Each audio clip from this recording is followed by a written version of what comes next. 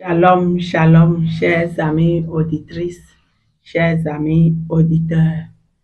Je suis très contente d'être encore dans vos maisons, quelque part dans votre bureau où vous êtes, par ma voix pour vous dire merci.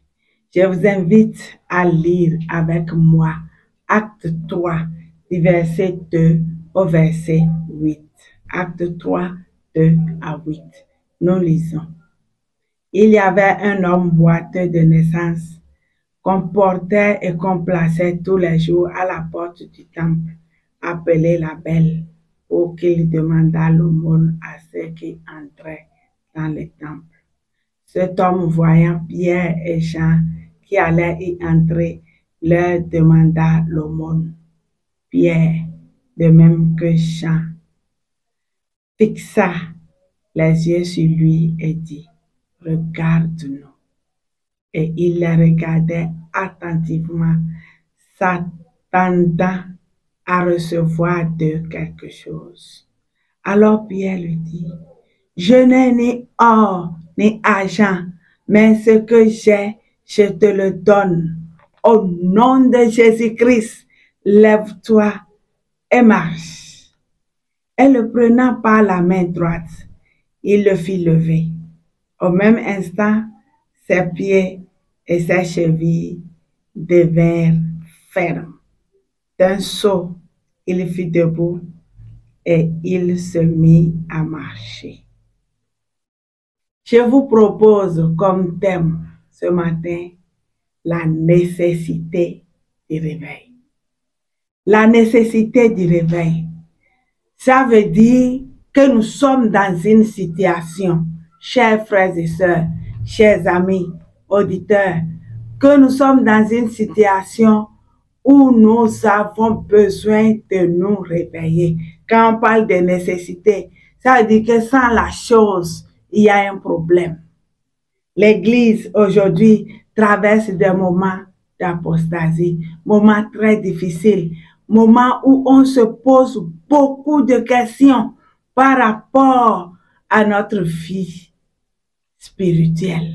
Et je voudrais vous inviter, que vous soyez croyants ou non, de m'écouter attentivement pour savoir quel était l'état de la toute première église, l'église primitive, celle que Jésus-Christ avait implantée lui-même par les apôtres avant de partir.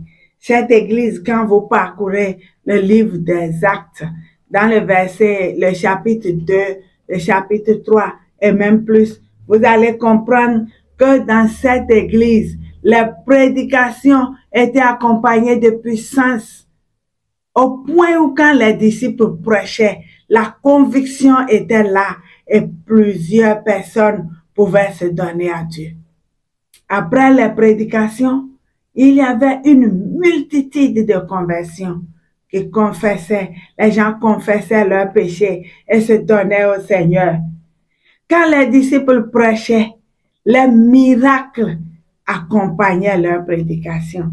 Leur ministère était confirmé par les miracles. Nous avons lu quelque part où Pierre et Jean allaient au temple. Ils n'étaient même pas en train de prêcher. Et quand ils ont rencontré cette situation de demande avec le boiteux qui était toujours déposé à la porte de l'église pour demander de l'aide, leur a parlé. Il a demandé l'aumône. Et quand Pierre l'a fixé, Pierre a su agir avec l'onction qu'il avait reçue. C'était le réveil. C'était la puissance. C'était la force du Saint-Esprit. Pierre a dit, je n'ai ni or ni argent. Et il a dit, mais ce que j'ai, ce que Pierre et Jean avaient, était plus que l'or et argent. Il avait le nom de Jésus-Christ, ce nom puissant, ce nom capable de guérir, ce nom capable de relever, capable d'opérer les miracles. Il dit, je n'ai ni or ni argent, mais ce que j'ai, je te le donne. Au nom de Jésus-Christ, lève-toi et marche.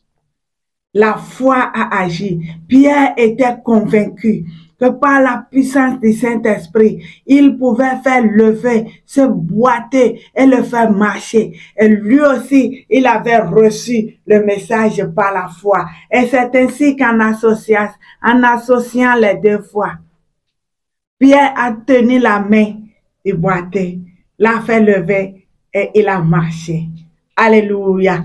C'est pourquoi ce matin, par rapport à cette situation de miracle, je voudrais te dire que quelle que soit la paralysie que tu vis, qu'elle soit spirituelle, matérielle, financière ou quel que soit le domaine dans lequel tu sens une paralysie, ça soit dans tes activités ou quel autre domaine que ce soit, le Seigneur te dit ce matin, lève-toi et marche. Il dit à ta foi, lève-toi et marche. Il dit à tes activités, lève-toi et marche. Il dit à tout ce qui est paralysé, qui semble endormi dans ta vie, de se lever et de marcher. Au nom de Jésus-Christ, je prononce cette bénédiction sur toi, que tout se lève en toi et glorifie le nom de Dieu. Parce que tu reçois le nom de Jésus-Christ.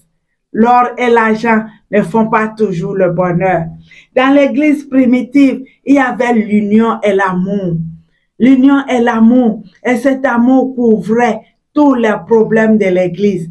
Avec l'amour, il n'y avait ni riche ni pauvre.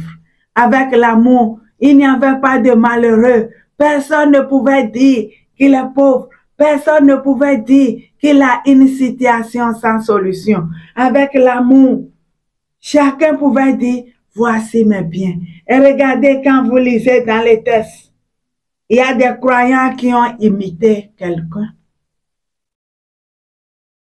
Ils ont fait comme les autres. Ananias et Saphira.